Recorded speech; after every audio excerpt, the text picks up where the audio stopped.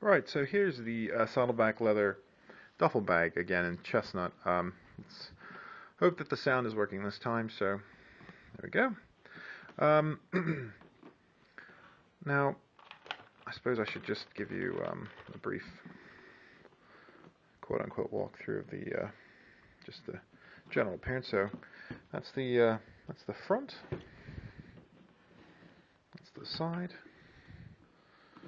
Okay, I've got the back pocket.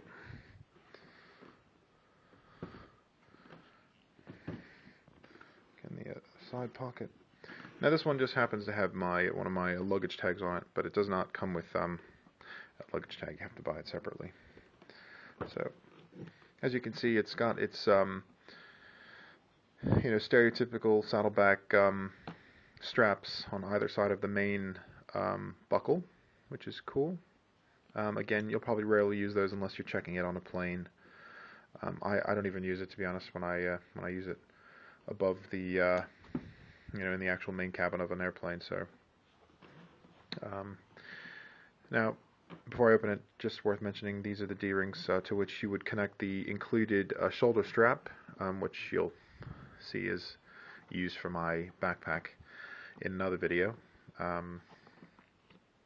So again, the handle is very nicely riveted, very sturdily, to, again, an aluminum plate in the main compartment. Again, you can see it right there. And also, you'll notice there's a huge nylon plate as well in the top flap, that spans the entire length of the top flap, which gives this case pretty noticeable shape and firmness.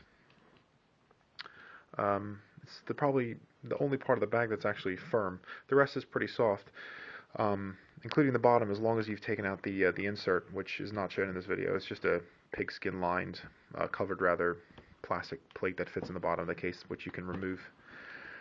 So, just to show you the inside, you've got 3 pockets made of pigskin. Oops. Okay, put some light down in there. So you've got side pockets here, a large back pocket, and another side pocket. Plenty of room. You can see, just to give you an idea of the depth, it's pretty sizable. You could probably fit like 3 pairs of trainers to the max in there. Just a normal sized duffel bag, really. Now, what I like about this bag over the duffel bag is that over the water bag, excuse me, is that it's got closable side pockets, which lets you obviously compartmentalize whatever you might want to.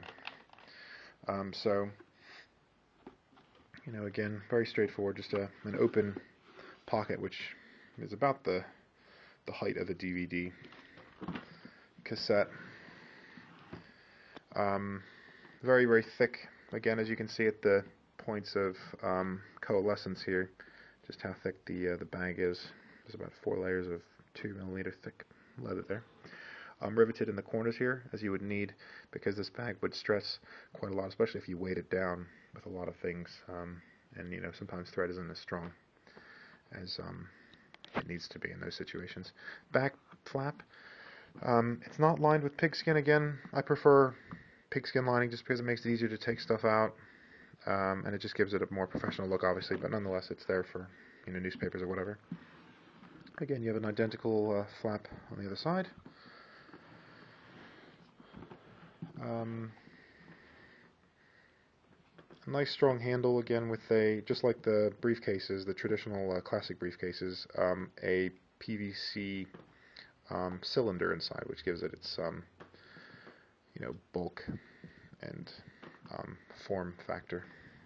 So just to flip it over, just the bottom, as you can see, the removable straps, again, that go all the way around. Now, I love this duffel bag. I use it when I go abroad, but I will say that this is just about just about barely meets the criteria, sometimes barely exceeds those of international air carriers, and will barely fit in the overhead compartments I've found It will not fit in overhead compartments of commuter jets, that's for sure, so you'll have to check it. But sometimes I prefer to leave this at home because it can be just a bit too bulky. It's not huge, but it's big enough that you'll have problems if you're the last person getting on the plane fitting it somewhere, and it won't definitely go under a seat unless you're, a really small person and you have no desire for legroom. But nonetheless, there it is, the Saddleback duffel bag.